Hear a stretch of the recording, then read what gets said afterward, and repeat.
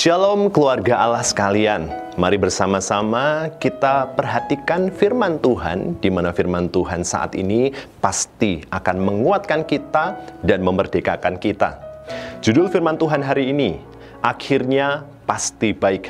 Roma 8 ayat 28. Kita tahu sekarang bahwa Allah turut bekerja dalam segala sesuatu untuk mendatangkan kebaikan bagi mereka yang mengasihi Dia, yaitu bagi mereka yang terpanggil sesuai dengan rencana Allah. Kehidupan manusia tidak lepas dari yang namanya permasalahan, Bapak Ibu. Kehidupan yang kompleks membuat kita harus menjalani beberapa peran sekaligus di dalam hidup.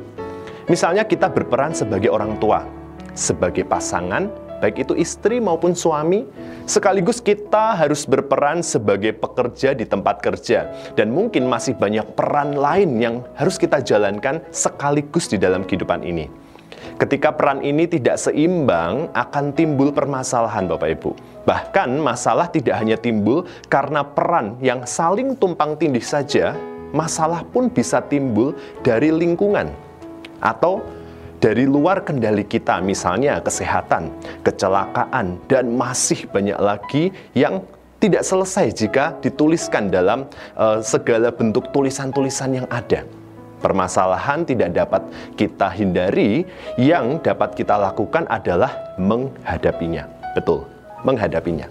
Sekali lagi, proses menghadapi permasalahan ini membuat kita mungkin jatuh bangun, Bapak Ibu.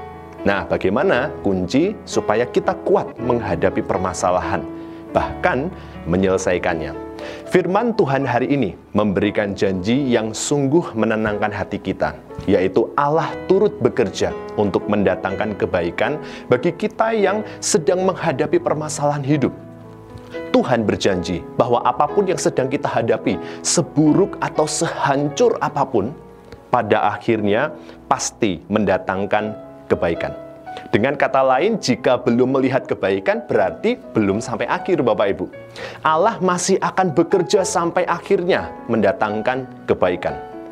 Kunci supaya kita melihat kebaikan datang adalah bersabar melewati proses permasalahan.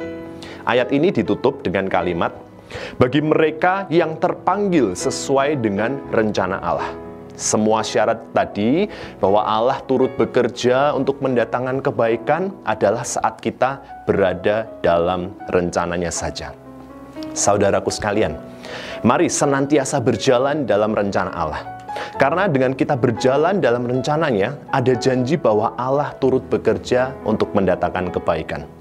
Kuatkan hati, bersabar melewati setiap proses yang ada, karena akhirnya pasti baik. Tetap diingat, jika belum menemukan kebaikan, berarti belum akhir.